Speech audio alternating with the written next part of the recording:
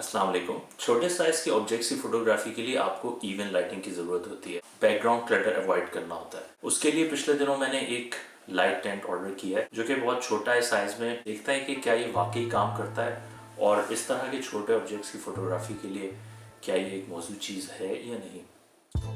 Package में आती है एक माइक्रो यूएसबी केबल, उसके साथ 2 बैकग्राउंड्स और लाइट टेंट।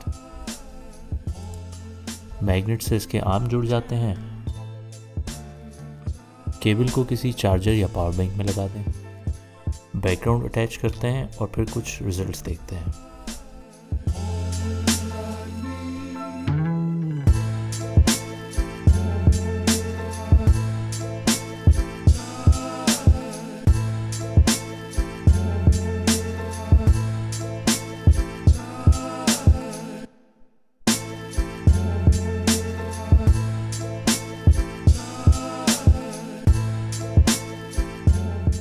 तो दोस्तोस आज के लिए इतना ही। अगर ये वीडियो आपको पसंद आई है तो मेरा चैनल सब्सक्राइब कर लें और नोटिफिकेशन बेल बटन भी प्रेस कर दें ताकि इसी तरह की रिव्यू वीडियोस और ट्यूटोरियल वीडियोस मैं आपके साथ शेयर कर सकूं।